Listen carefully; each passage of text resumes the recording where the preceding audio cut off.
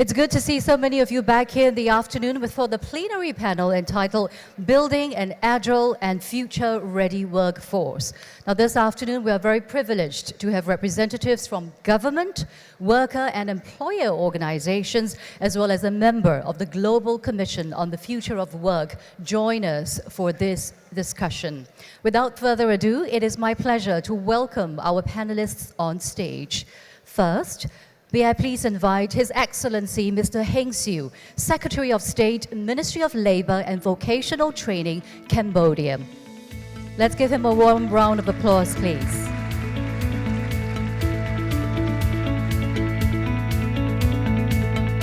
From Singapore, Mr. Patrick Tay, Assistant Secretary General of the National Trades Union Congress.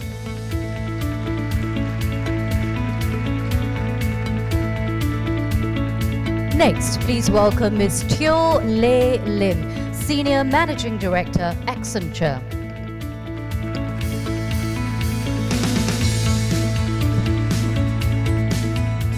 Pleased to invite Dr. Biki Bangu, President, Southeast Asia, Pacific and South Korea, Rolls-Royce.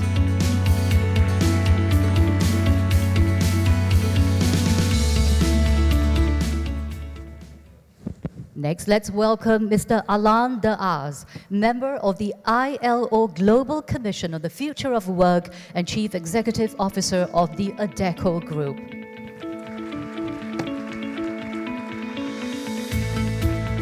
And now, ladies and gentlemen, please put your hands together to welcome our moderator for this panel, Ms. Lok Wei Su, presenter at Channel News Asia. Now hand the mic over to Ms. Lok. All right, good afternoon and welcome to the final session of the Singapore Conference for the Future of Work. Most of you will have been to the first two conferences. I'm told very interesting, very lively and illuminating. The last session, quite appropriately and fittingly, returns us back to basics, which is work, workforce. What's a worker? What's work? Of course, as the MC mentioned, our guests are from that tripartite arrangement: government, business, and workers' organizations. Now, I can't introduce them as well as they can do it themselves. Let's start with you, Alain. Yes, good afternoon, everybody, and thank you for the invitation. Wonderful event. I'm here with two titles. First of all, I've been one of the 26 members of the Global Commissions, which has produced this report about the future of work. And second, I'm the Group CEO of the ADECO Group. And the ADECO Group, for the ones who doesn't know, is the biggest workforce solutions partner in the world. So we are in 60 countries and our 36,000 colleagues put at work every day about 2 million people. 2 million people that work in 60 countries, not only in the temporary staffing, but also in the outplacement. Last year, we helped 320,000 people to find another job in the transition, but we are also in the permanent recruitment and other human resource services. Well, as I'm from the Ministry of Labour and Vocational Training of the Kingdom of Cambodia, usually I engage in bringing the interdepartment under the Ministry of Labour and Vocational Training to design the national strategy on the labour and vocational sectors. And I also actually involved with the Labour Advisory Committee and also the National Minimum Wage Council, which enabled me to work closely with our worker representatives and the employer representative. Being the go-betweens is not that easy, especially between the worker and employer, who usually always challenge each other to maximize each benefit. So being the mediator is not that easy. But anyway, I love this job. And today, I'm very pleased to share the Cambodian perspective on the aging transformation of human capital, and also how the Cambodian government and also the tripartite mechanism work in Cambodia. Thank you. Hi, good afternoon everyone. My name is Patrick Tay with the Singapore's National Trades Union Congress. On behalf of my sisters and brothers in Team Labour Movement Singapore, I bid a warm welcome to all of you. For those who are not from Singapore, thanks for making your way here. essentially, I think we are very excited here in Singapore in the labour movement with the publishing of the ILO's Global Commission report on 22nd of January. I read the report front to back, exciting list of recommendations, and I'm glad that later on in our 2-hour journey to share some of the things that we've been doing in the labour movement. In fact, we have started work a long time ago, but we are continuing that journey, and we're going to step up and redouble our journey and our efforts in alignment with the Global Commission's report. So we are excited, and we are here to share more. Thanks.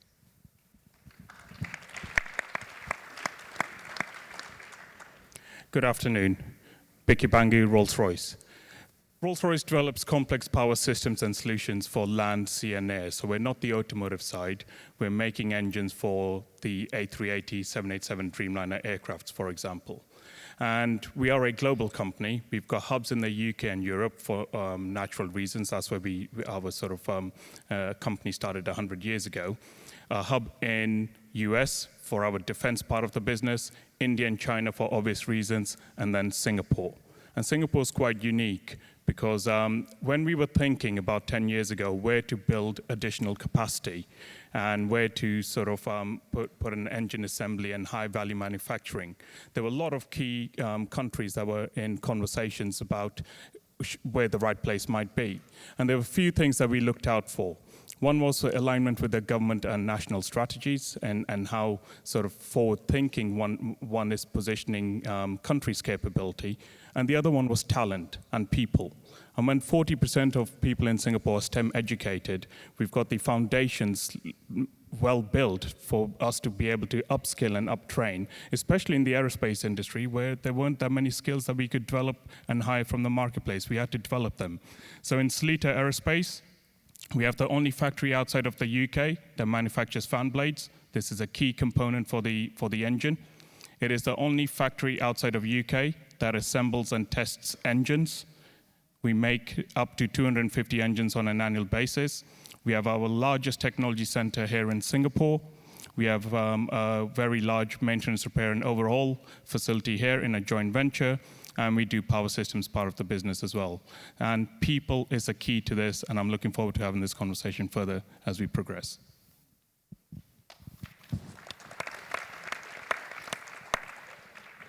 Good afternoon. I'm Teo Lei Lim, and I lead Accenture's business in ASEAN. I also lead the country business. We are a professional services company with 470,000 employees in 44 countries. And rather than speak to the typical consulting speak of what we should all be doing, I hope today to be able to share with you our own story of having reskilled 300,000 of this 470,000 workforce over the last 4 years, because we sit at the heart of where technology disruption happens. It's happening in front of us at our clients. We need to be very responsive, to be relevant and to stay relevant. And we have a huge workforce. We don't have machines that we can update once and press a button and it updates the entire population. When you talk about buttons, it's belly buttons. And so hopefully that's the basis for our conversation today. All right, this is just simple logistics. To the end of this, we will end at 4:15, so it's about an hour and 22 minutes. That's a very long time for us. It's even longer for you. Okay, so this is why your participation is actually imperative. This discussion is driven by questions the panelists have for each other, and questions that you have for them. It really pays for you to ask, because these people might actually have some answers. Okay, so raise your hands, make yourself known. There's a roving microphone. We'll pick up on your questions. There is no fixed structure to this. So the moment there's a response, we will find a good way to stop and cross back to you. Okay, now to add some meat to the bones, and we start on this. We start with that exciting list of recommendations that Patrick mentioned, the ILO report released in January this year, which I think rather ambiguously called Work for a Brighter Future. Is work a verb or a noun? Well, contributed to that, Alain. It can be both, but if I try to summarize the 60 pages of the report for you in 25 words, Yes, the reports came to the conclusion that to embrace positively this future of work, all the stakeholders, and they're all here, present here, has to design, to write down a human-centered agenda, and a human-centered agenda with 3 key points. First of all, by investing more in people capabilities, and I will come in a minute back on this point. So investing more in people capabilities, more also in the institutions of work, and there are all the representatives also in the room. And third, also investing more in decent and sustainable work, especially when we look at formal economy, the new gig economy. In a lot of countries, this has not been regulated. On my point, coming from the business, I have let's say two highlights. First, when we speak about this human-centered agenda, we speak about this new social contract. And in a lot of countries, you have a new context. You have these trends coming in, you have this gig economy coming in, and so we have together, these tripartite stakeholders have to design a new way to work together and to make this future of work successful. That's why there is a need of a new social contract. And then when we speak about investment in people capabilities, we speak about this entitlement to lifelong learning, which means that for many of the people, they will have to learn how to work and learn at the same time, on one hand, but also for a lot of people, it will mean that they will have to upskill or reskill themselves. And it's easy said, you have to upskill and reskill yourself, but it is a shared responsibility. It is a responsibility of the government to put in place the framework to be able to do that. It is the responsibility of the employers to develop reskilling and upskilling programs to remain attractive and competitive. And third, this is also an individual responsibility of employees. If they want to remain employable, to remain attractive and competitive in the labor market, they have also to upskill and reskill themselves. And I'm sure that during the next 1.5 hours, we will discuss on the how to do this, because this is important. And one point, and then I will finish, is that it's very nice that we have these 2 days. There are a lot of meetings, there are a lot of talks, reports, surveys, and so on. But I think it is time to act. It's time, all of us here in this room, to get out tomorrow evening with a call for action, say, okay, what is my personal agenda to make the future work for everyone? Right, it's time to, I read your report several times actually, you're right, it's a laundry list of all the things we should be doing as employers, as employees, as governments, as institutions. Well, clearly we're not doing it, are we? Let's hear from business. Sure, thank you. I think it's very timely and encouraging to get the ILO report, because this is not just a conversation that's happening out in government policies and with sort of 1 or 2 companies. It's actually everyone's mandate, and it's part of the mandate to look at how strategies are being translated and transformed as well. So there's a couple of points that I'll bring out here. The industry voice in that conversation as we start executing and actually implementing some of the recommendations really needs to be there. Okay, and it's not just 1 or 2 conversations at the beginning, it's actually a continued conversation. And the reason why I say that is the companies at the moment are putting their strategies in place for the next 5 to 10 years. For an industry like mine, it does require a lot of manufacturing and automation and robotics and factory investments that needs to be sort of considered, together with the talent and the workforce talent that would sort of impinge that. And strategic decisions, geographical decisions, product decisions, services decisions, all of these that are evolving have an industry perspective that needs to come in quite significantly. And the analogy that I would make here is all countries have a national strategy or an industrial strategy. Malaysia has its own, Thailand, Indonesia, here in Singapore under the FEC and through the industry transformation map, we've got the 23 sort of focused areas that we're looking at. And the whilst developing the industrial strategy, there has been deep, deep conversations with all the industries. And executing the industrial strategy, or now through the industrial transformation maps, continues to have that dialogue with the industry. So the industry part, I recommend, really needs to sort of continue to be part of those recommendations. Maybe just to add to what Vicky has just already shared, I think taking off from the Global Commission report, one big thing I thought, one takeaway was, I totally agree with one of the key recommendations, which is this new social contract, social dialogue and partnership. Because in the last 3 to 5 years, in our journey towards the Committee of Future Economy, now the Future Economy Council, and of course, the 23 different industry transformation maps, and executing some of these, I think one of the key success factors in some of those maps and those implementation where is actually strong social dialogue and partnership, where we see a lot of a very close partnership and dialogue among the tripartite partners. We see greater success in some of these outcomes in terms of jobs, skills, training, and also, of course, grappling with disruption and transformation. And the other takeaway is also we notice the tripartite or the social partnership dialogue has gone beyond at a national level to a very sectoral level. So sector by sector, with sector agencies, with sector partners, and it has gone beyond traditionally the government, the union, as well as the employers.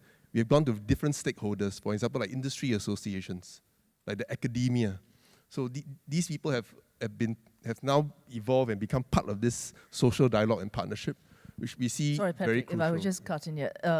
We're all using words, and I'm the only non-expert here who doesn't understand more than I've read in the report.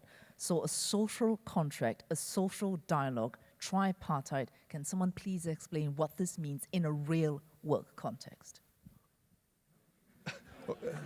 Okay. Because in the ILO or in the global ILO fraternity, social partnerships and social contracts are the bread and butter of it. But I think outside this fraternity or this sphere, essentially it's like in Singapore, the tripartite partners are Singapore National Employers Federation, Ministry of Manpower, the National Trades Union Congress. So 3 parties, and as well as other parties in that social space, where dialogue will help enhance the industry and bring together greater growth. And what happens when dialogue is, as Mr. Heng Siu can testify to, not easy to be a mediator? What if you don't agree? Well, like Patrick mentioned, the tripartite mechanism, it's easy to identify. It's the private sector, the worker representative, and the government. But usually, each party representing their own interest and group. So it's not that easy. In terms of the employer or the private sector, usually they have more informations and more experts alongside. But for the worker representative and also worker themselves, sometimes they are not mature enough to understand what is the economic situation and what is the national competitiveness. But what they are looking at is their straight benefit. How do they support their living? How can they secure their work in the long term? So when we come into cross-sector, cross-party, we have to be patient, and we have to gradually train, particularly our worker representative, to understand some basic statistic and economic. So by doing this, we will be able to settle the issue. Take an example of Cambodia. When we enjoyed the free market economy in the early of 1990s, and when the industry start to grow, then unions start to form up, and most of the workforce are not completing the primary high school. So when they form up the union, we have to be patient on this. And for the foreign investor who used to communicate with the worker or the employee, which is skillfully, but when they talk to the Cambodian worker and the union, first they may be shocked because it's come from a different angle. But now, after 20 years of freedom of association practice, our union and worker representative is now more mature, and with the close cooperation with the ILO, we build up the capacity of our worker representative. So now the issue is not, even it's still complex, but it's much better compared to the past 20 years. Now, I would like to react and perhaps reposition the debate, because for me, I'm not an expert, I'm a businessman, and I think it is important that we discuss more about the what rather than the how. I think, thanks to the report, we have defined the why. Why do we have to change? Because technology is coming in and so on. I think the why is quite clear for everybody. We need to change because there are these new trends coming in the future of work. I think the how, social dialogue, tripartite and so on, I think it's good. But what I am missing today is the what. And I take one example. Everybody speak about lifelong learning. And if I take an external view, there are, I think, 220 countries in the world which are members of the ILO. Which countries has designed a program regarding reskilling and upskilling? Who says 100? Who says 50? 50. There is 150. Who says 10? Who says 5? The answer is 2. 2 countries out of 220 have designed a real strategy and also a way to upskill and reskill their workers. It is Singapore. Congratulations to Singapore with the personal account. And it is France, which are not used to be the most progressive on this. These 2 countries are really embracing the future of work by having designed a framework allowing people to save money, to receive money, to reskill themselves and remain employable. But what about the 218 others? And I think before speaking about the social dialogue and so on, I think I would like to hear the commitment of the countries, of the business, of the workers to say, yes, let's do something, let's work together with the social dialogue to solution for all countries, for all industries and all region. This is my point.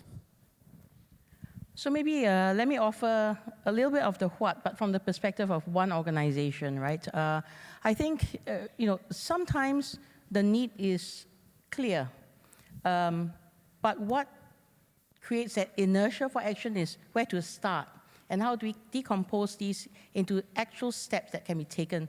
So from our own experience, what we did when we looked at 470,000 people working for organizations that are being disrupted and needing to stay ahead, we embarked on a program called Specialization at Scale. And being a tech company, we applied tech to ourselves. And the first step was to have clarity on what we needed and made some choices into what we call specialization. So we had previously an inventory of 1,200 specializations, which people rather fancied and used to dress up their resumes. And we said that was not it. We took all of that away. We defined 350 specializations which were relevant to the current and the future of our clients, businesses, and our markets. And then we took the specializations and decomposed the specializations into skills. So it was a certain industry specialization like oil and gas. You might say you need to have competencies in oil drilling, in service management and well management, and you go down that track to decompose it into like a bill of material. So specialization A has these 5 skills. What you quickly come to see is actually this is the basis for agility and for future relevance, because one skill may appear in more than one specialization. So over time, when one specialization needs to be retired, you can repurpose and reconfigure the skills, which is the foundation for reskilling. And then we did something which we thought, and all of these were based on algorithms, and that's why we were able to do it at speed and at scale, is we fed in all the different data sources of scheduling systems that our people went on, what roles they had, what training they've done, and that came up with proficiency levels. So you have the architecture of specialization, and within those, what the skills are that make up the specialization, and then there was a very objective way to very quickly come up with an assessment of where the proficiency levels are, so that people could then decide, I need to reskill to a certain level of proficiency in these precise areas. And then, I suppose, just to be a bit cheeky and provocative, we created a tool called Job Buddy, which is an AI tool, which individuals could go in and feed data on what their jobs were, and the tool would tell them how much of this would actually be automatable. And that created then that demand for people to go out and say, I'm going to enroll for course A, B, and C, because I can see for myself that this thing that I'm doing now is going to change. And so those were sort of just the starting points of how we started to think about it and how we put in place the structure to be able to navigate. And then the last point, which is, I suppose, worth mentioning because of the tripartite angle to it, is from government perspective, we are now participating with IMDA to build capacity in analytics and cybersecurity. By using this very architecture, we could say these are the skills we need, these are the specialties, and therefore when I do our corporate-led training, these are the things that we're going to build to augment and to rotate the current skill set. And the best thing about this, we feel, is that because it's systems can be very objective. There is nothing judgmental, there's no human involved in assessing proficiencies.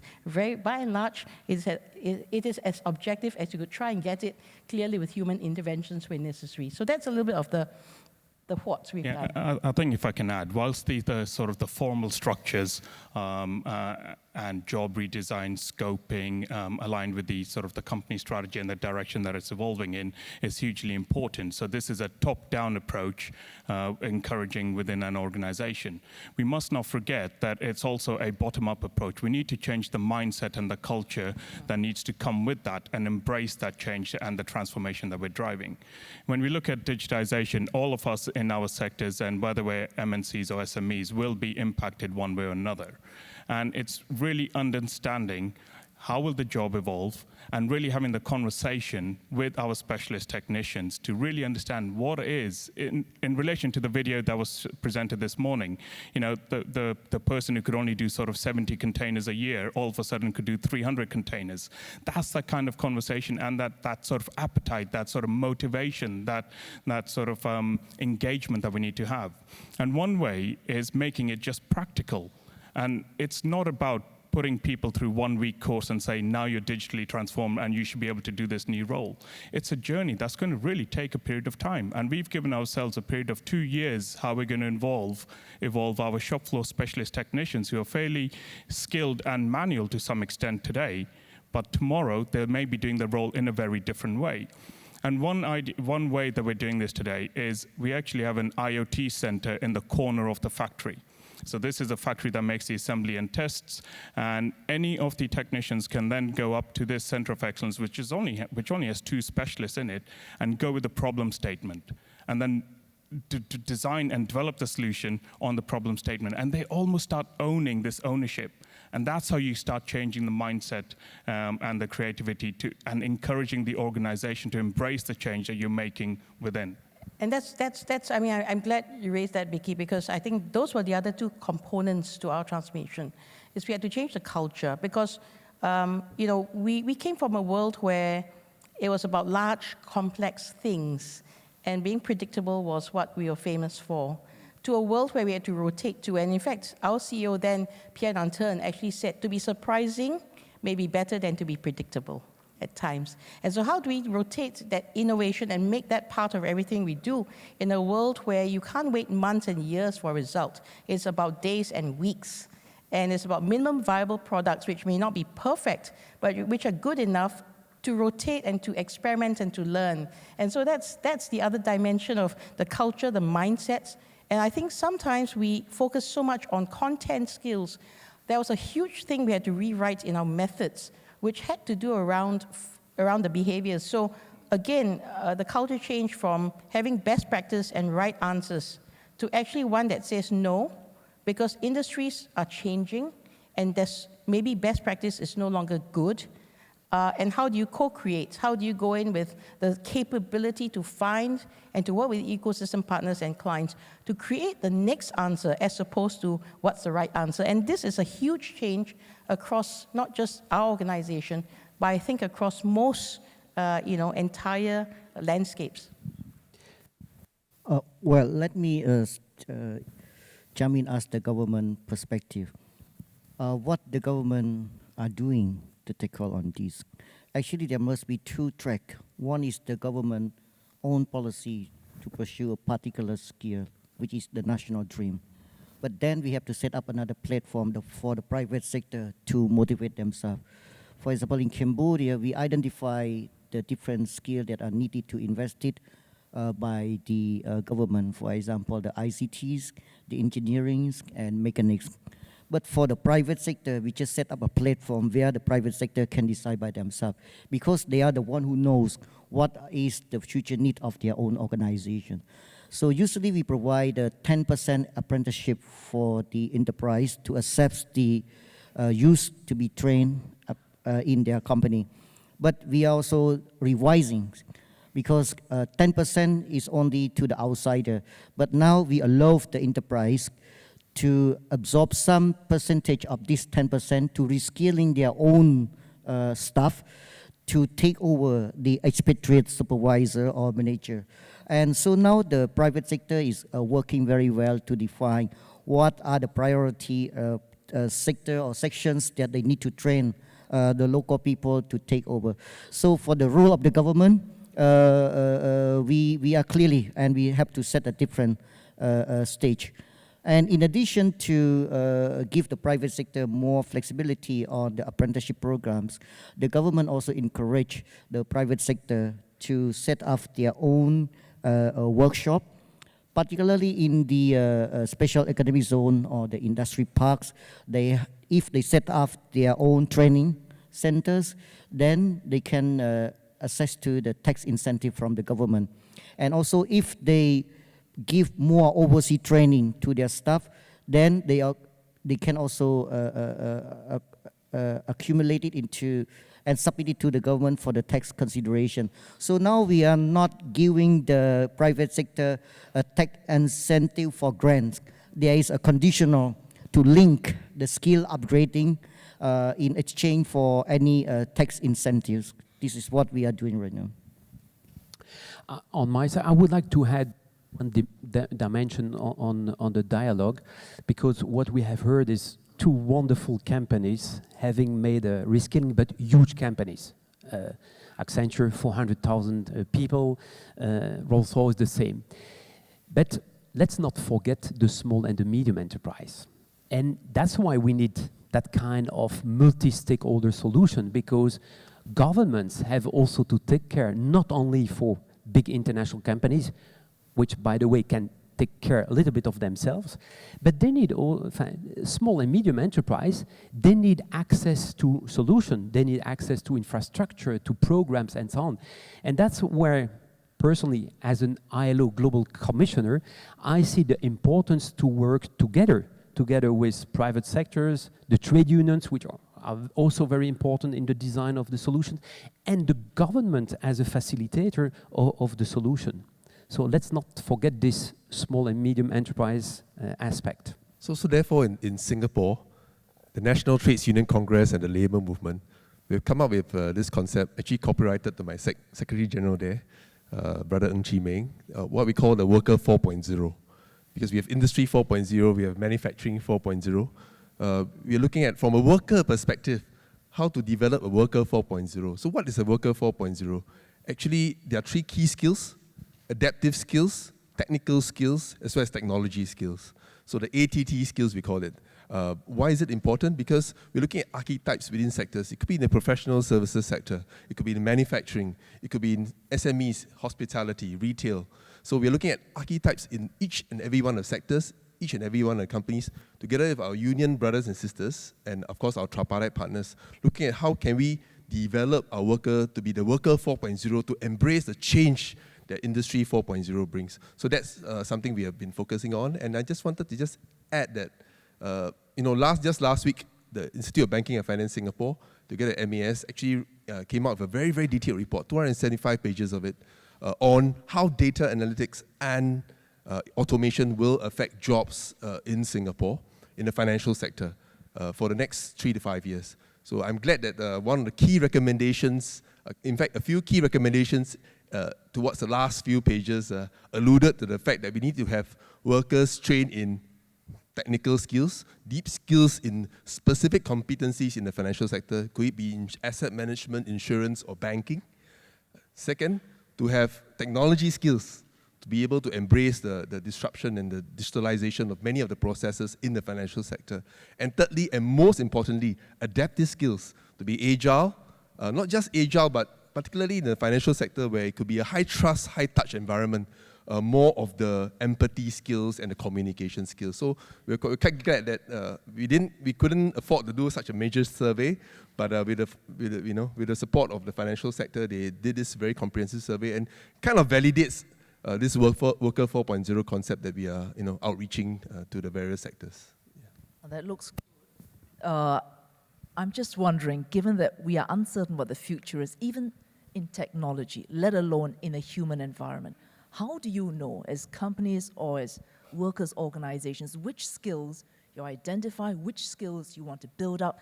And don't forget, the only specialty I have is as an employee. So if I'm not convinced that my employer wants me to do this for my own good, I'll go because it's my KPI. I don't care. All right, so if you want to change my mindset, you have to convince me this skill is worth my knowing. How do you know which skills are worth teaching us? So maybe I just want to allude to that report, that very, very detailed report. I think I posted it on my LinkedIn, so if you want to read the report, if you have time for bedtime reading, you can double click on it. But essentially the report, I'm elated because I'm part of the Financial Sector Tripartite Committee looking at, and this is one of the key outcomes of our Tripartite Committee in looking at specifically the financial sector, how current technology, not future technology, we're not talking about artificial intelligence, we're not talking about augmented reality or virtual reality, but we're talking about current technologies, data, in terms of data analytics. The other one is automation. How does it affect financial sector jobs? So, the report actually goes into very granular detail into specific job groups. In fact, the report covers 90% of the job roles in Singapore's financial sector. So it has kind of like, example, tellers, how are they disrupted? Traders, you could be in compliance, you could be in front office, middle office, back office, or even as a remiser or insurance professional, how are you affected? So I think two key findings coming out of it is that there will be, disruption is here to stay, but I think there's a lot of transformation and a lot of convergence of jobs. So some may disappear or dislocate, but I think the jobs will be morphed and there will be quite a bit of transformation. So that's where the report identifies specifically what kind of skills. So I think one key takeaway from the report is the journey towards the report. I think it was almost 9 months of speaking to people at all levels, the HR leads, the head honchos, as well as the ground workers, workers who are doing the actual jobs themselves, including interviewing, unionists, regulators, and employers, to really get a sense of what the future is like and how we can embrace that. If I want to be a little bit provocative, I would say that we know that we don't know. And it is quite dangerous to say that we know, because it's going so fast. Last survey have said that people are losing 30% of their skills and capacities after a period of 4 years. 30% in 4 years. So it's very dangerous to say that you know the future. And I think you know that you don't know the future. And so that's why it is important to put in, to develop process of lifelong learning. And this was the conclusion of all conclusion. We know that we don't know. We know that we have to adapt permanently. So that's why this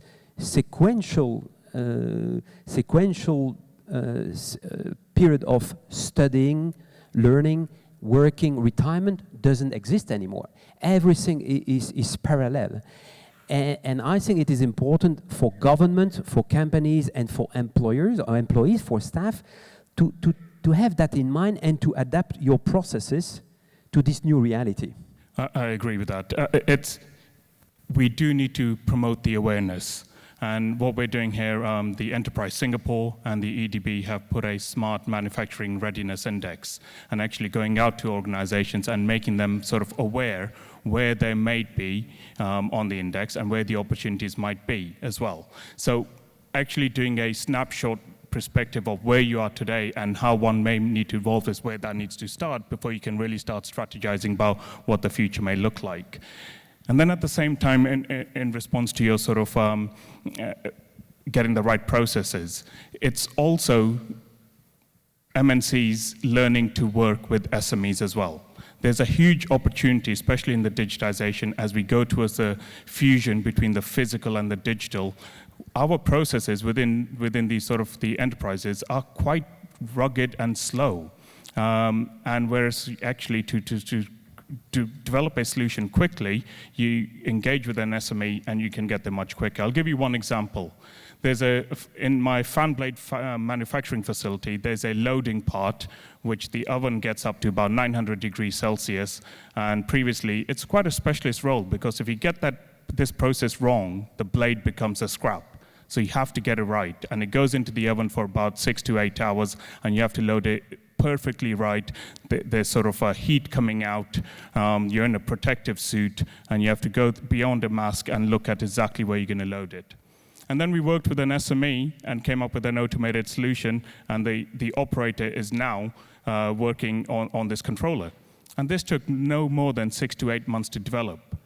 And when our CEO came out just 4 months ago, he said, actually, if we'd done it internally in a Rolls-Royce way, it would have probably taken us a lot longer. And we need to adjust ourselves. We need to adjust our thinking and challenge our processes as well, and be able to be much more agile and work much more with SMEs. And that's just one example. There's so many more. And here, that also promotes the sort of the integration of actually if the tier ones are heading in one direction, the supply chain needs to come in that journey as well. And that's where the next journey of the conversation starts as well. On that note, we're about halfway in. I did ask for responses from the audience. Does anyone have a question for our panelists? All right, that gentleman over there.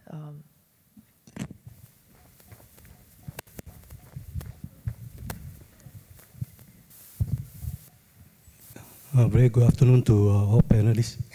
Okay, after listening to what the panelists have shared, basically what have been said through countries, unions, and companies about the transformations and what kind of training to train the workers. But one thing is that, do you have any advice for the workers to make sure or ensure that the current jobs or skills that is not obsolete, and what kind of advice you also give to these workers that they are how to stay relevant or remain competitive in their current jobs and the future jobs. And a part of this actually, by listening to that on the future ready workforce, I have some concerns on those. I think you all have heard or should know that, example like Japan's, their aging population is growing. So they open up the floodgate for the foreigners to come in to help up to have some jobs creations, at least got people to do the jobs, because they are so lacking of manpower.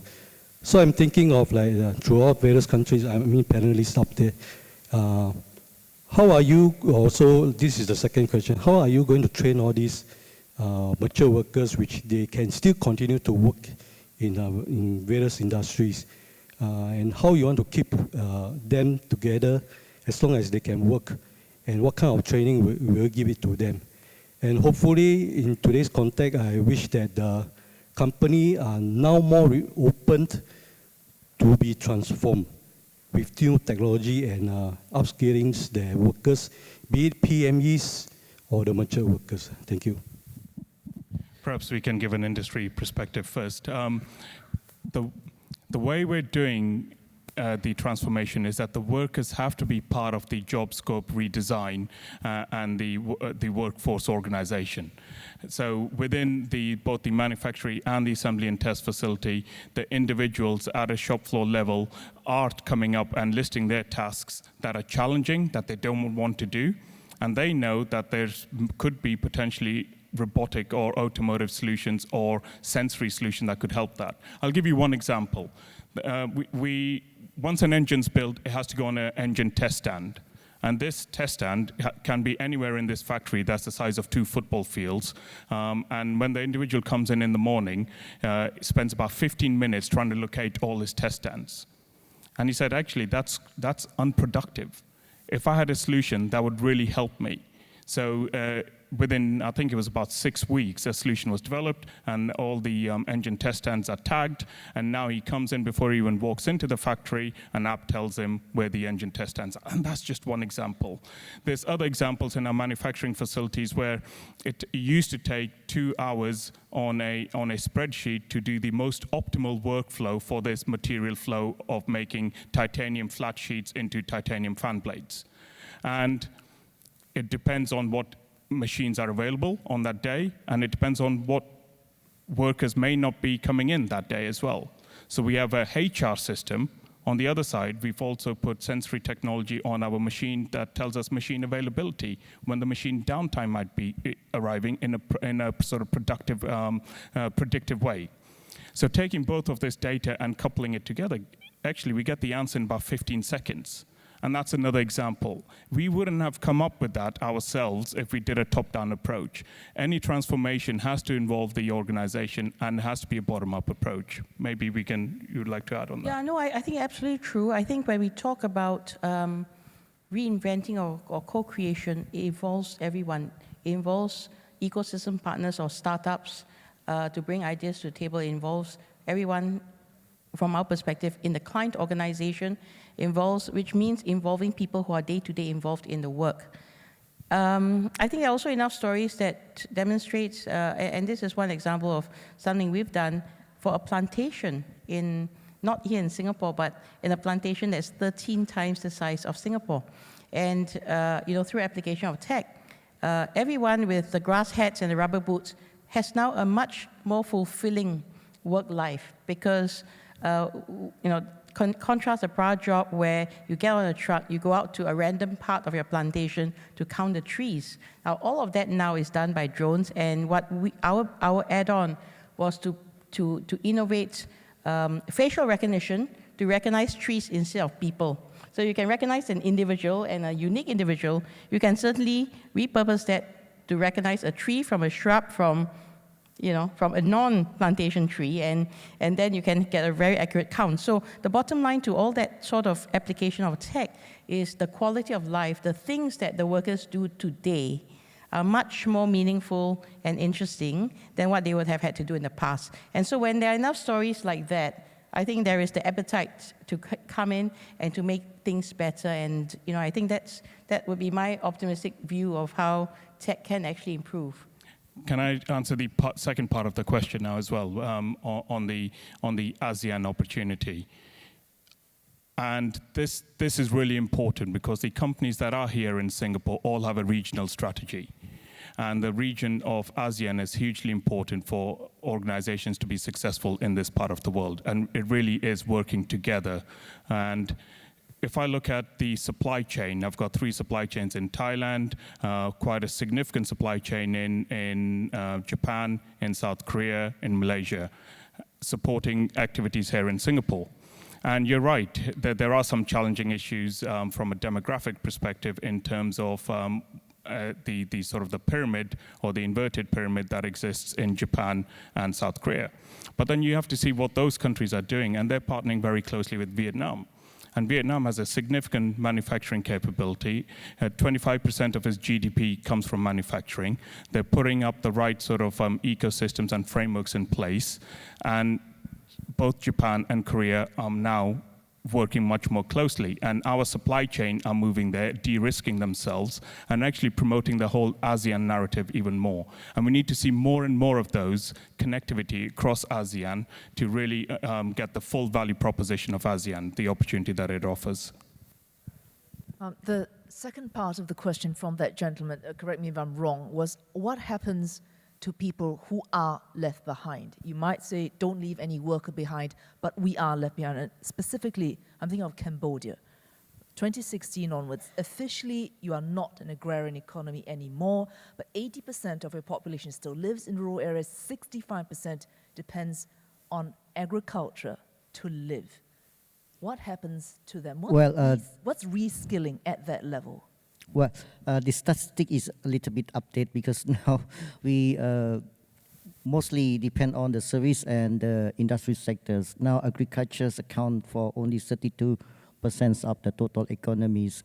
But anyway, agriculture still play a very important part because it goes directly to the farmer and people in the rural areas.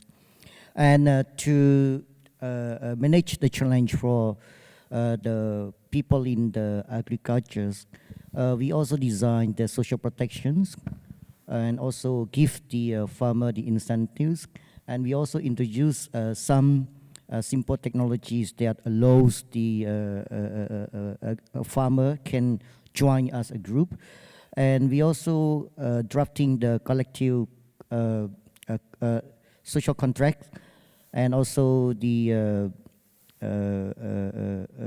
marketing network for the farmer. And we also give the farmer the opportunity to either register as a self-employed or an SME, because we also lately encourage the SME to register.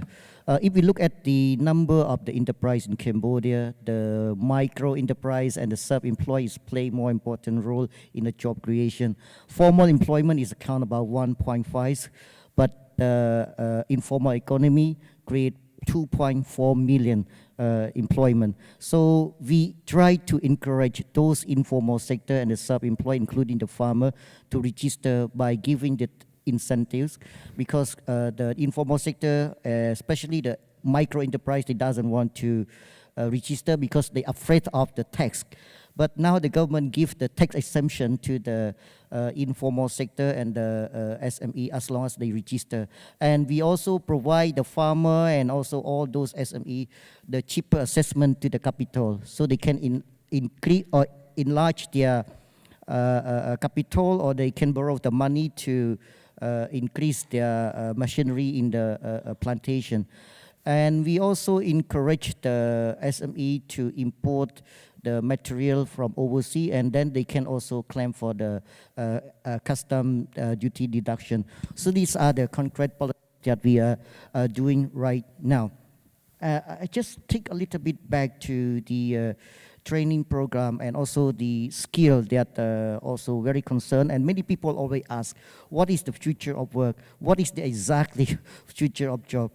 But usually when I meet the student of my country, I always say that it's very hard to tell you what exactly you should study from now on, because usually the hard skill or the technical skill is always changed every 5 years. But the important is the soft skill, particularly the adaptive skill that our colleague from the NTUC mentioned. Even like in Japan, regardless what subject you are studying, but when you work, the corporate is responsible for retraining you as long as you have the ability, adaptive skill, that will be enough. And one more thing that I think is very relevant to our youth is the ability to use the technologies. We don't need to be the technology innovator. We not necessary to be the technology transformer, but as long as we are a good user of technology, good user of application, I think our job is still relevant, even we are in the financial service sector or industry sectors. And for the government training, why we need lifelong training and why the company need training? There must be an incentive. Lifelong learning only happen if there is a need of the private sector to encourage their staff to go training. And for the private sector to adopt the new technology, there must be incentive from the government too. So when we talk about the lifelong learning, I think the government itself must to find a way to encourage the private sector to use the technology and then give some incentive and encouragement for the private sector to adopt the new technology. Then there will be a chance for the staff there to be retrained in order to use those technologies. I can give you 2 practical ideas, which are not in the report, but which are in another report, perhaps also on LinkedIn. It's called Rethinking Workforce Investment. And the 2 ideas are the following.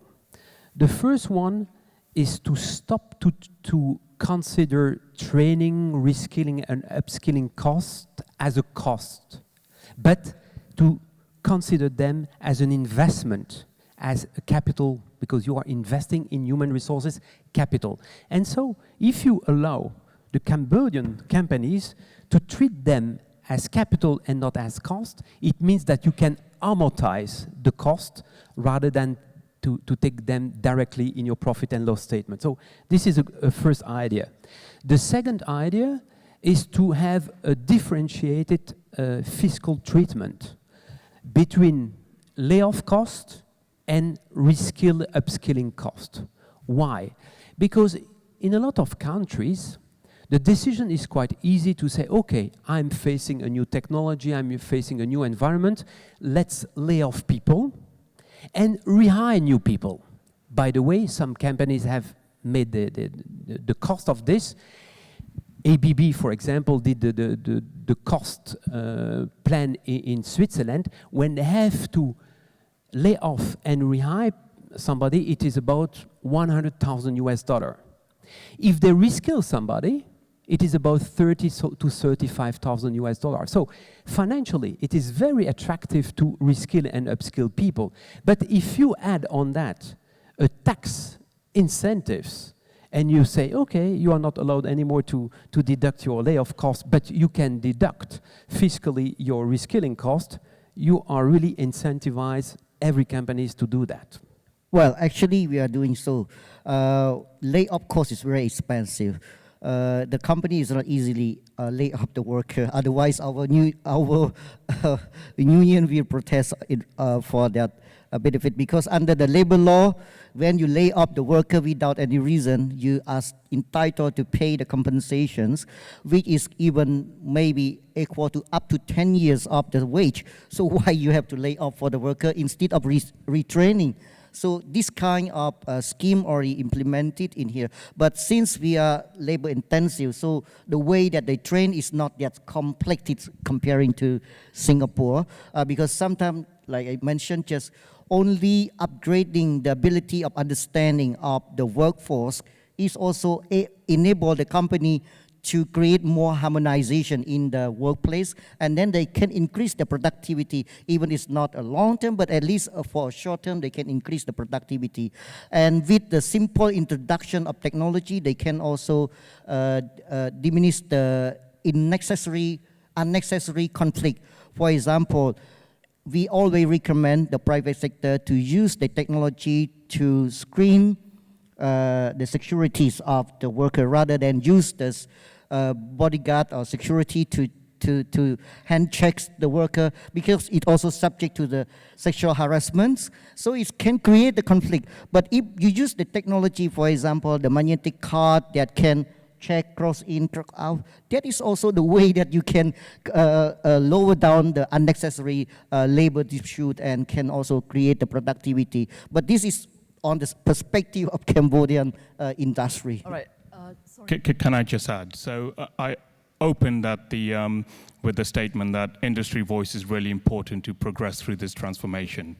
Another voice that's really important through this transformation is the academia, and how the academia are evolving and whether the right skills are coming out of the pipeline. And the way we target that here in partnership in Singapore is we engage as an industry of high-value manufacturing. There are many others around the table with all the universities, all the 5 polytechnics, and the Vocational Institute, the ITE, so that the skills that are coming out from our institutes are match fit for what we need for tomorrow. And that's really, really important. So on an annual basis, Rolls-Royce takes in just over 90 internships every year, and most of them spend about 6 to 8 months with us, and then they sort of go back to their studies, and statistically 70% of them then apply for a job as well, because they can see what the future is looking like. And that's really important for us to start engaging, not just at sort of once an individual enters the workforce, but before they enter the workforce, and really engaging at the school level, at the university level, so that they can make the right choices as they progress in their sort of thinking of where their career might be. The other part is the ecosystem, and research institutes play a really important role here. We work much better when we do it in open innovation and open partnerships. We even work with our competitors at times. And here, we have a research institute called the A-Star, where we have the significant Advanced Remanufacturing Technology Center. There's 71 companies there, a handful of sort of MNCs, a lot of SMEs. And we all, surprisingly, have the same problem statements. So rather than taking those problem statements and trying to find a solution within your organization, you can go to a ready sort of industry platform build kind of sandpit and really develop your solutions further, scale it up, deploy into your organization. And that ecosystem with the education system is really important to help with that journey so that the cost of investment as we go through the transformation is much more balanced and much more shared. Maybe an adjacent point, but in that same direction, if you think of some types of skills, there's no choice but to build, because there aren't enough of them out there to hire. And the nature of these hot skills is such that it's hot globally. So we are way past the age of being able to parachute people in. And so with the few that we have, we got to multiply. And I think that's really key for us all to wake up to, is that it's a competency, it's a need within the organization to be able to do. We have, I think for the past 2 years, also taken a view that we no longer require people with a degree for us to hire them. And so we've gone down to the polytechnics. We work with many of the polytechnics with Skills Future to create a program called the Emerging Technologies Development Program, whereby for 6 months, we're doing the training, and the poly does some training, they confer a diploma, and it's nice and everybody likes it.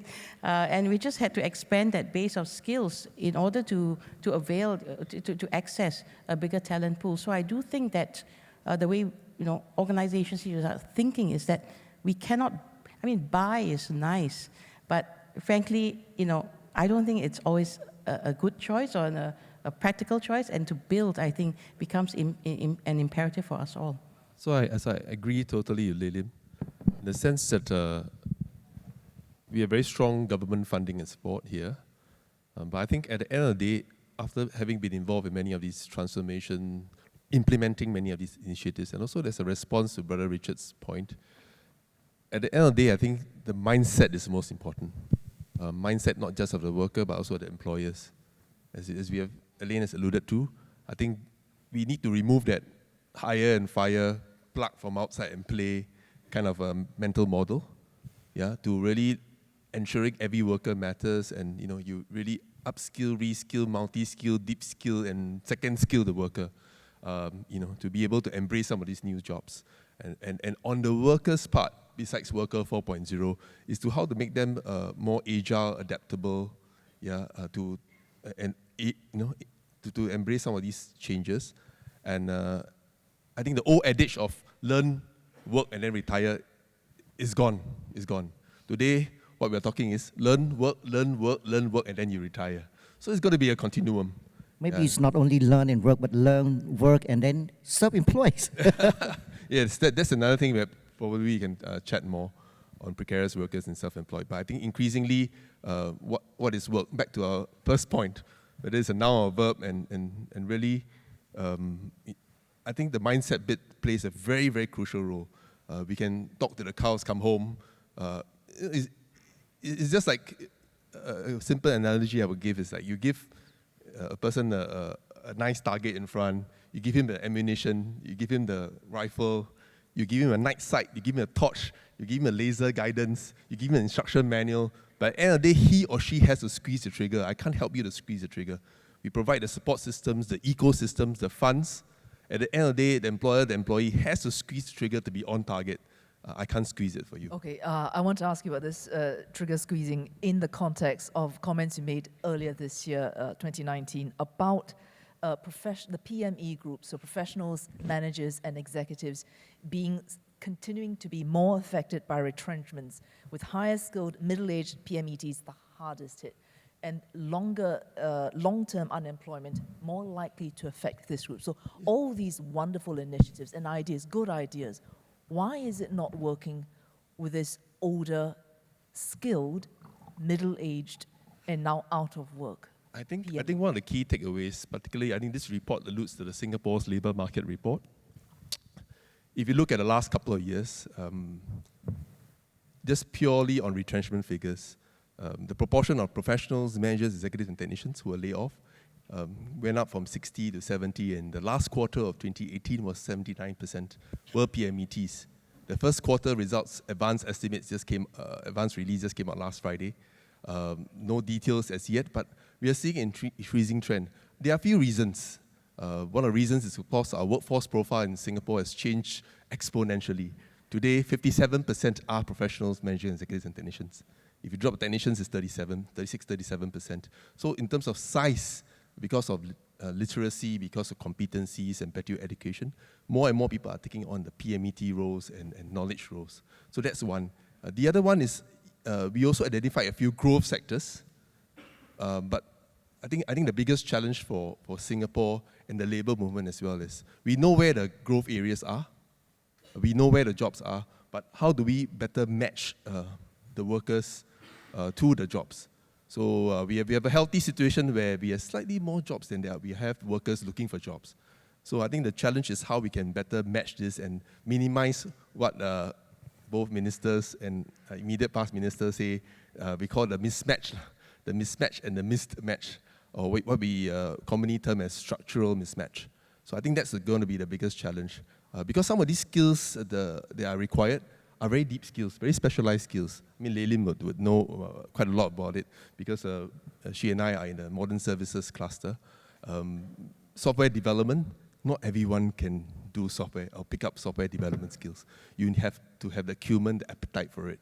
So I think some of these barriers to entry we are doing through a series of interventions, just to sell a bit of marketing, adapt and grow through the labour movement, through the Workforce Singapore and our Employment Institute. We've been partnering to drive adapt and grow programs.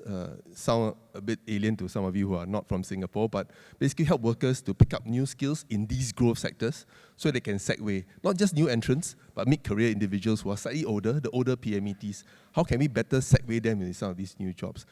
I think the biggest challenge, back to what I mentioned earlier, is mindset. It's not easy. There are a whole plethora of programs, but it's that mindset change which we hope through time and through a lot of moral suasion we can get workers to upskill and reskill. Now, I think that Singapore is in a privileged situation, having that kind of scheme. But in the majority of the countries in the world, there is no framework regarding upskilling and reskilling. So no framework, no system. And second, there is that kind of resistance, not only to the change, but also the resistance to reskill himself or herself, because it's a huge gap to bridge. And when you combine the two, that's why in a lot of countries you have a high percentage of unemployment in that category of personnel. Yeah, I can add to that as well. One of the other sort of opportunities that we have is that it is a region. And to do a more sort of leadership role does require someone with regional expertise. And what we're trying to encourage more within Singapore is to get more international placements. So from both of my factories, 2 people have gone over to the UK. So in total, 4 people have gone over and done 2-year placements to come back with their industrial and international exposure, relationships. And we must do the same within the region as well, as we transform more and more into the region. And that's kind of like holding us back a little bit, but we've got plans to sort of try and mitigate those. Well, I just want to emphasize that, of course, in Singapore, maybe you focus on reskilling the workforce because the market is already mature and it's the new space for the new creatives or business creation is maybe very small.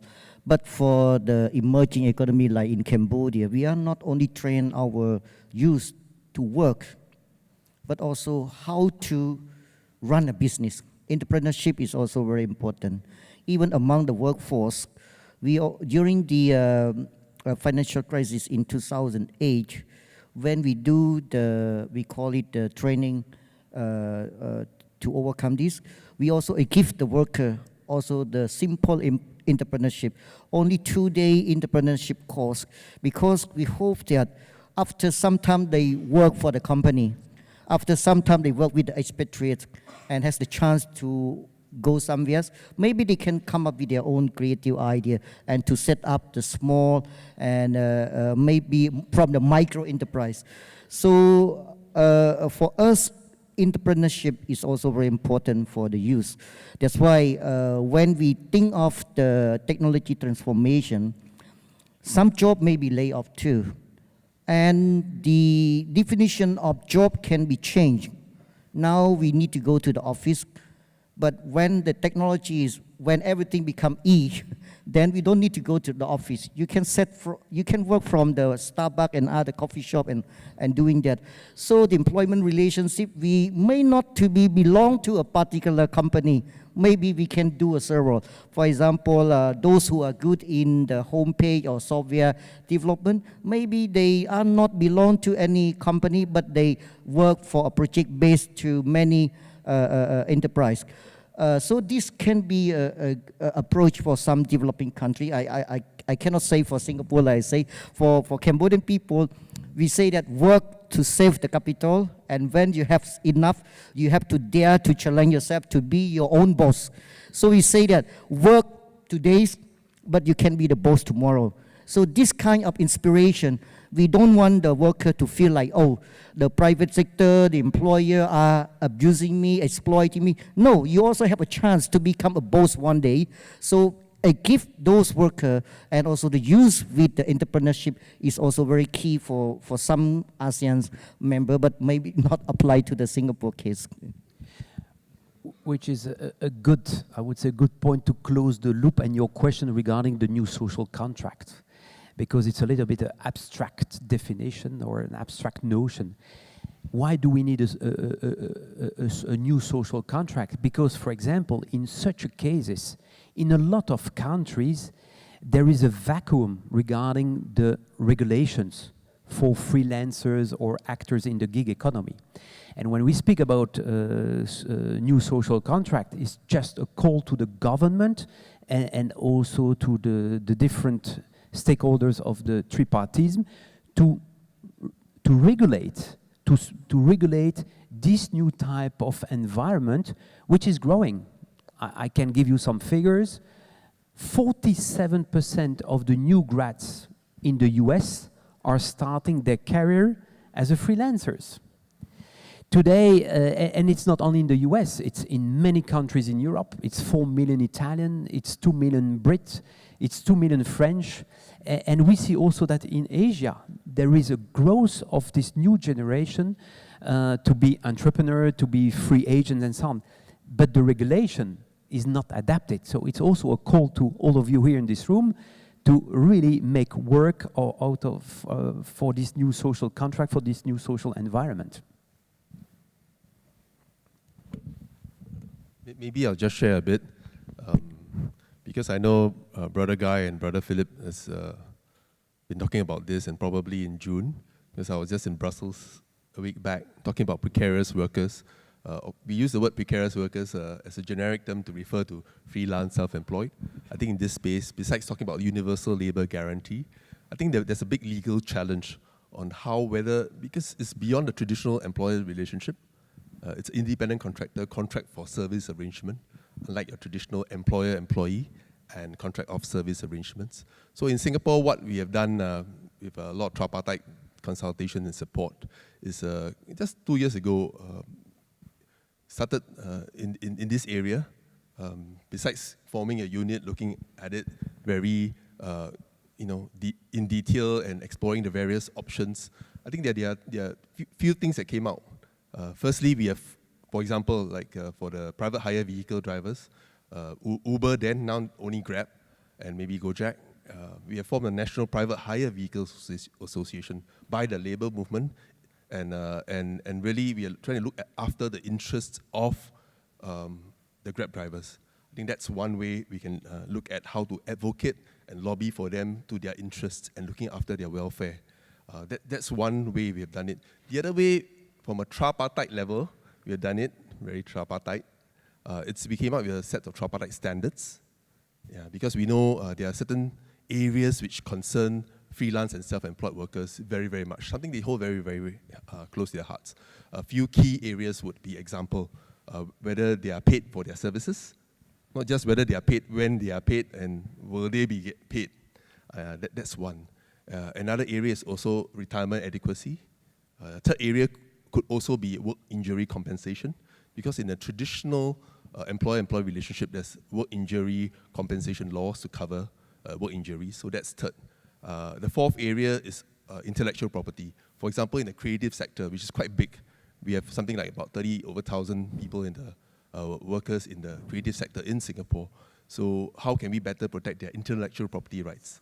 So we have done some work, there's some consultations, and I'm glad to share that this year we are looking at amending the Copyright Act to better protect and give the intellectual property rights to the creatives. So these, and also the fifth Perhaps one. you could add a fifth one, Yeah. which would be reskilling and training. Exactly, I was about to allude to that. To make sure they Yes. remain employable. Correct. So the fifth one, Term. we have managed to circumvent through our Skills Future Credit. The 1 and 2 you said that have implemented. So to the Skills Future Credit, for the longest of time, we have always adopted an employer-focused, employer-supported training in Singapore. Yeah. So the Skills Future Credit implemented 4 years ago, where we give every Singaporean X dollars, in this case $500. Also free contractors? Yes. Okay. So every Great. Singaporean, Great. every Singaporean, regardless of age, of course starting from 25 onwards, all the way beyond that. So I think for take-up rate for that, sorry. 25 to all the way onwards, you get $500 in your Skills Future credit account, and you can actually embark on individual My initiatives. question is, what's the take-up rate for that so far? Have So you got- today, if my memory doesn't fail me, I think there's slightly more than 180,000, about. Oh, the actual number is 47. 400,000 people have received this funding as of today. So thank you for that stats. How many So, have used it? Yeah, 400,000. 100,000 out of? What's the total number? Okay, out of what? 7%. Okay. Yeah. Oh, about something like 3 million. Is that? Are you surprised? Is it less than you would expect? Is it about right? I think this is something that we are actually looking very close. I asked that same question in Parliament not too long ago. So we are saying that workers that we have spoken to, you're right, absolutely, many of the freelance and self-employed, they are using this to learn new skills, second skills, and even triple skill themselves, so that they can stay current and segue into other alternatives, if their job goes vulnerable. So I think that's one area. But over and above that, actually, in Singapore, many of the support schemes for training have now extended to all Singaporeans, and even stronger support for the mature Singaporeans, myself inclusive. So I think that's I think our philosophy behind training support. So it covers everyone, including freelancers. Yeah. Okay. this will sound very naive, but this comes from someone who reads a lot of this stuff, but I don't see it translating into the kind of urgency that really, if these figures are right, it should put the fear of God into us. I mean, this is quoting from you, right? 44% of work activities in Singapore today can be automated with current technologies. 1/3 of skill sets required to perform today's jobs wholly new by 2020. That said, I saw a robot newsreader on CCTV, so I know this is in fact true, right? If 44% of what we do can be done by someone else, if we are all aware of this, what are we doing just sitting here? I don't know, is this true? Do people realize this? If I may share, we actually, I can't say it for all the sectors, but in the financial sector, we did a dipstick survey with 1,000 workers in the sector last year. And one of the key findings from that is that the awareness of disruption, automation, and of this, all this transformation is very high. When we did the dipstick, it was something like to the tune of about 80%. However, I think the actual numbers who actually embark and take the call for action is low. It's in the region of slightly more than 20%. So I think the challenge is, but I think particularly in Singapore, not so much the awareness, but it's the call to action, whether they actually take concrete action or just stay in inertia. I think that's the key in Singapore. Yeah, I think to that stat, the reason why it's quite staggering is the advancements in technology has come at such a rapid pace that the strategies of the companies haven't sort of actually incorporated that into consideration. So it doesn't mean that we aren't going to transform. We are. And it's about including that and investing in the right places. The example of when we are looking at the partnerships and the ecosystems that we have, it is about embracing that technology and bringing it in at quite a quick pace. So if I look at Sleater's roughly about 7 years since we invested, since the first engine went out of the factory. And in that 7 years, we already created a digital twin of the manufacturing facility, which has actually increased our productivity by 150%. We've already started putting automation and robotic solution, which are cobots assisted, into the assembly and test facility. So even though a recently invested facility with huge skills capability and huge capital investments that's already gone in, we're already transforming, and other industries that I'm aware of are also already transforming. It doesn't mean that it's not going to take place. It's just going to be a period of time before it starts to take place. And we need to keep in mind is that by the time we put those implementations in place, technology would have evolved again. So how do you we can't ignore it, and there's no appetite to ignore it, but it is a recognition of sensing the pace at which the technology is advancing, including that into the investment proposals, working with the government, get the right skills and capability, investing. I think maybe it's also, and of course this is not an answer for every question, right? But I think sometimes there's also mindsets and this whole question of innovation. As we alluded to before, to get the answer right. If that's the most important thing that we all measure ourselves by, then there'll be a ton of things you won't try until you are absolutely sure you're going to get it right. And by that time, everyone else is doing it. And so there's a little bit of this, how do we not sort of land in this world of pilotitis. Let's pilot, and we never actually bring it to scale, and let's experiment, and on the back of the experiment, take that leap of faith to do something, and then to learn from it. So it's a whole mix of, it's not just the tech, but it's the appetite to do something different, and to experiment and to learn from that. Absolutely. It is very much about co-creation, and I come back to the ASEAN point. When we first started in Singapore, we had a lot of capability transfer that came from the UK into Singapore. And during that time, 500 Singaporeans actually went to the UK at the same time that the building was being sort of established. And they spent 8 months there for their training. And they came here, and we started the production facility and the assembly and test. When we set up the facility in UMW in Malaysia, we had people from UK and Singapore that went to transfer their capability of how to build a fan case. And we must do more of that capability transfer and more of that co-create across ASEAN. And that's just one example. There's many more that we should start looking from a region lens rather than a sort of a company or a country lens. A few thoughts on my side. I think that the deep changes are always taking more time than we think. Look, internet, the first bubble was in 2000, 19 years ago. So we should not forget this. And yes, some industries are more disrupted, more rapidly disrupted than others, but it takes time. And why does it take time?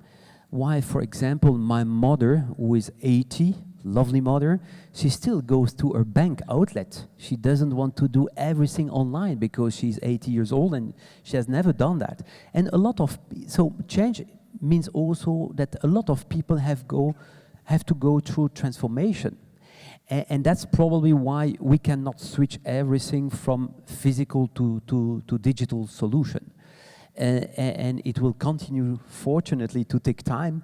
But on the other side, I think here in this room, it is important that we have this sense of urgency to adapt our system or process or vision so that we can, and all people and the people for whom we are responsible, we can embrace this future in a very positive and opportunistic way.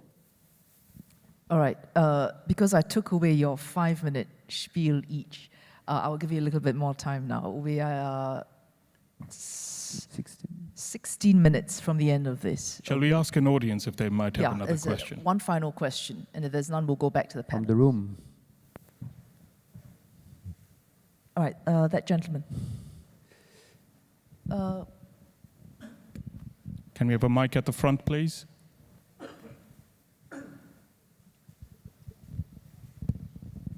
Can one of the microphones move to the front, please? Thank It's you. coming. Yeah. It's coming.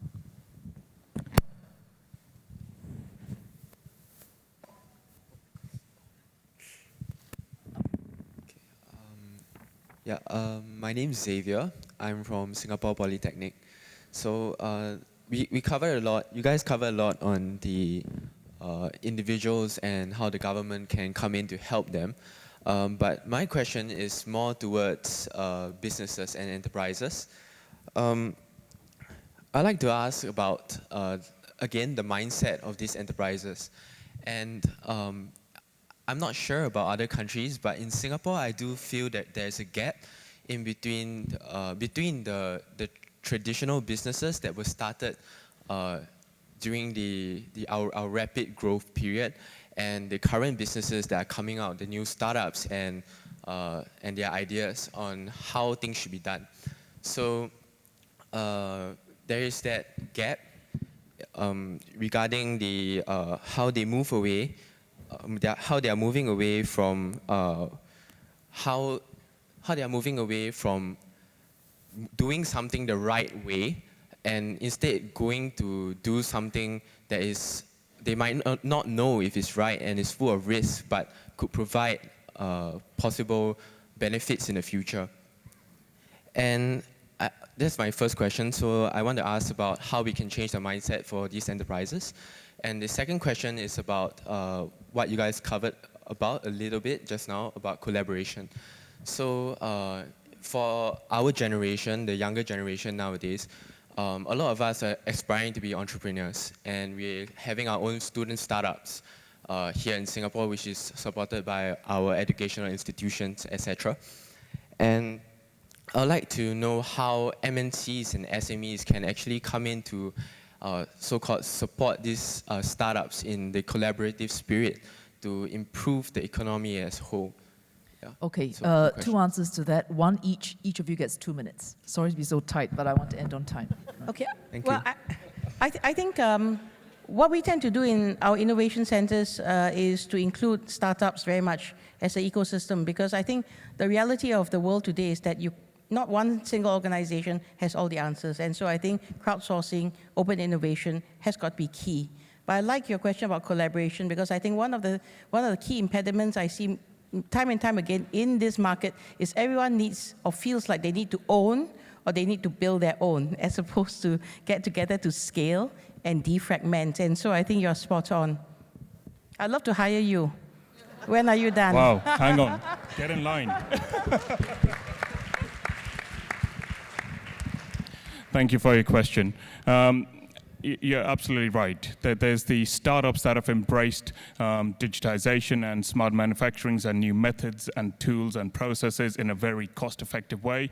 And then there's the MNCs who are embracing their technologies, and then there's the stuff in the middle that just has a lot of inertia and isn't moving forward. My concern is that MNCs want to engage more with SMEs and the medium-sized enterprises, and if that gap gets bigger and bigger, it'll become more and more of a concern. So we need to really focus more on the SMEs and the medium-sized enterprises to be aware of the Smart Manufacturing Readiness Index, work with the policies, work with the frameworks, work with the Enterprise Singapore, and get themselves ready for the future. Did they answer your question? Okay, all right.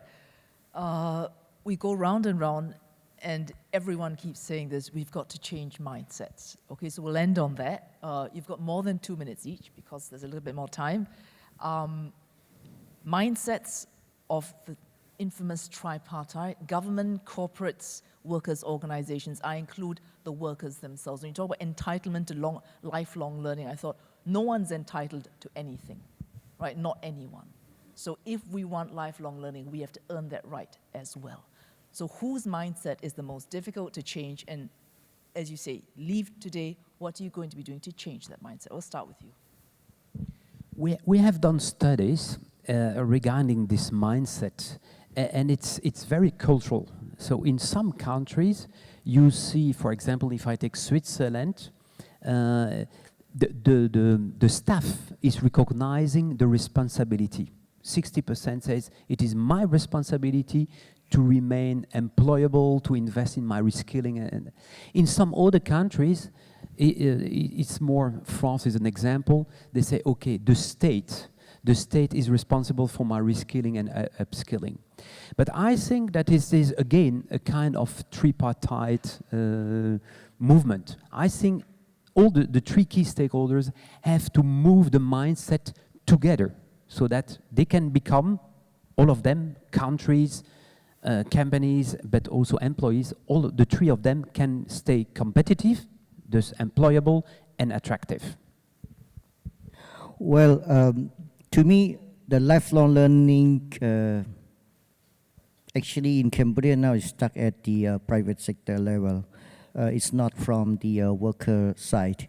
Actually, the worker enjoys and they are waiting for reskilling or training. But even we are trying to explain and we design some policy framework for the private sector to change their mindset that training, reskilling is not a cost. It's investment like Alang mentioned. But for the private sector, they still compare why they need to reskilling, why they need to upgrading the skill to the technologies. To some research, we found that maybe the minimum wage in developing country may be a bit low. So it's cheaper for a company to use more human rather than copying the new technology or automation. So anyway, we have to find a way to, again, convince and explain with the evidence base to the private sectors, transforming, upgrading the skill and embracing the technology still be the best choice for the private sector if they're looking for the future growth and they want to have the long-term existence in one country. And for the government, we keep working with not only the private sector, but for the employee, the worker themselves, to embrace the opportunity for the training. And they also need to honor the opportunity that the private sector provide them, the opportunity for training. Of course, training is also a costing. And the company also needs a kind of guarantees that after training, you have to retain in the company in a particular period. But to some of our workers, they say that this is too binding. But anyway, I think we have to continue our effort to both re-explaining the worker to honor the obligation to training, and we have to continue to explain to the private sector investment in the staff is still the best, and transforming the technologies and adapting the technologies still be the best way. For me to stay, personally, to stay ready, relevant, resilient, able, agile, adaptable, I think the individual's mindset is most important.